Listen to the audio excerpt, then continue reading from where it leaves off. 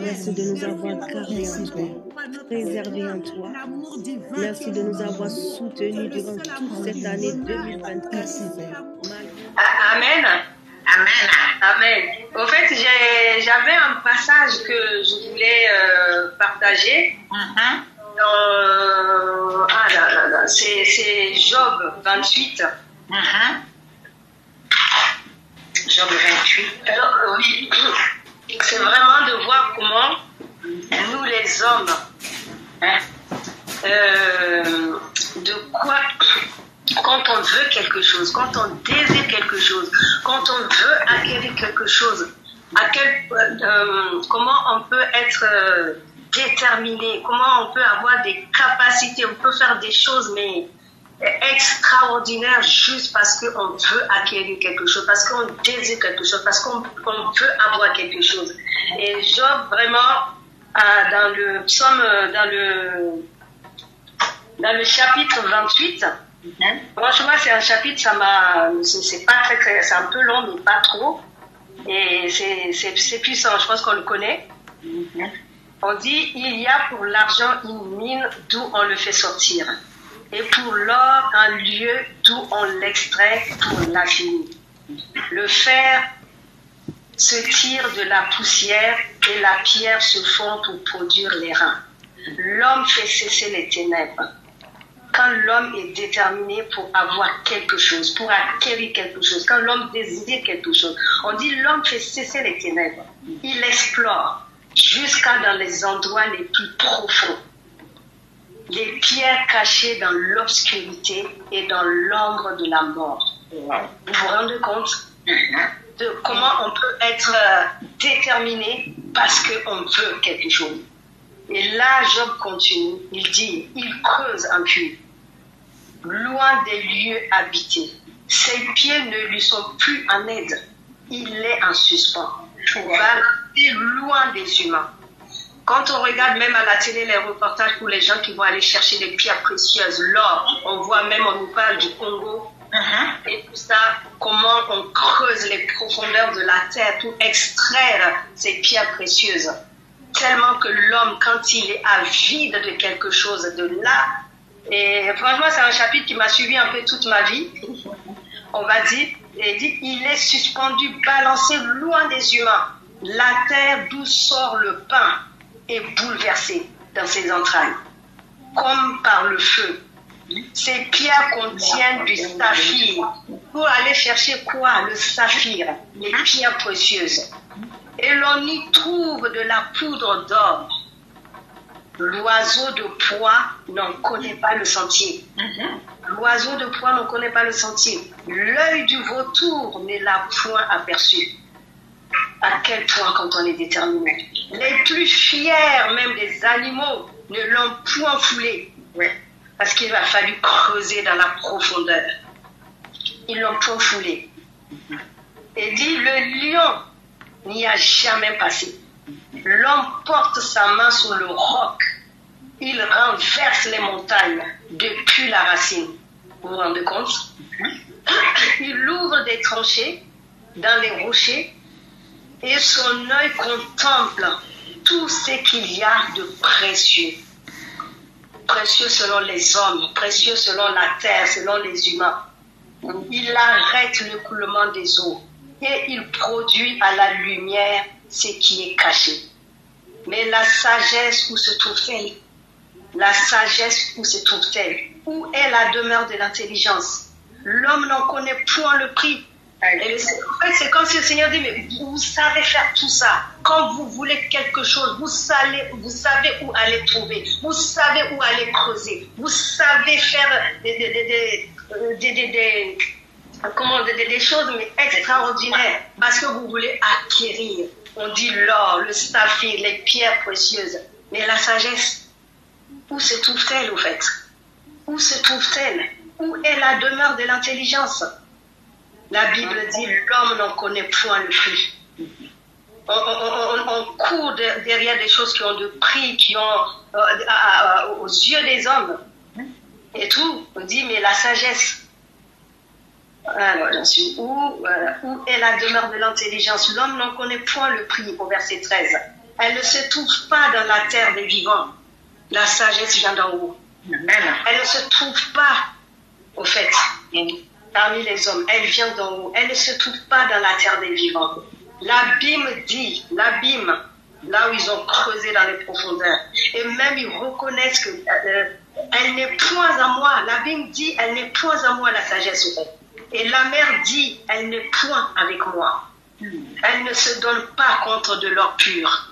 Cette sagesse, cette intelligence, elle ne se donne pas contre l'or pur. Tu peux tout avoir, l'or, l'argent, les biens matériels. On dit la sagesse, elle ne se donne pas contre de l'or pur. Elle ne s'achète pas au poids de l'argent. Non, c'est dans la présence, dans la profondeur. Autant les richesses, là, c'est dans la profondeur. Il faut aller creuser, il faut souffrir.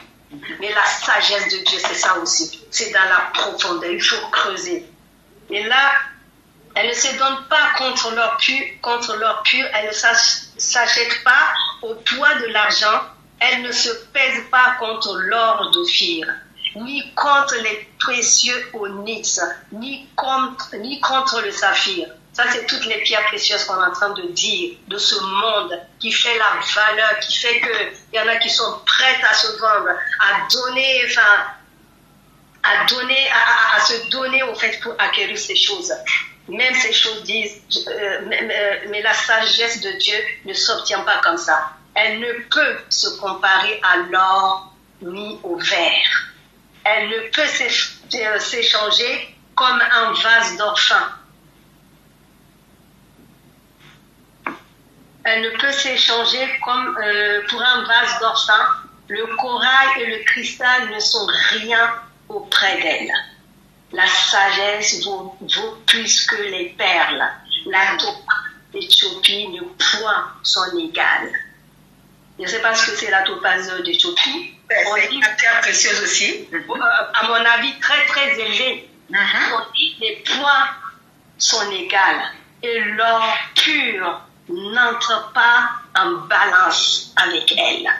L'or pur n'entre pas en balance avec elle. Oh, je dis Seigneur, je veux acquérir cette sagesse. Amen. Je veux acquérir cette sagesse. D'où vient donc la sagesse? On nous pose la question. D'où vient donc la sagesse? Où est la demeure de l'intelligence? Elle est cachée aux yeux de tout vivant. Elle est cachée aux oiseaux du ciel. Le gouffre et la mort disent.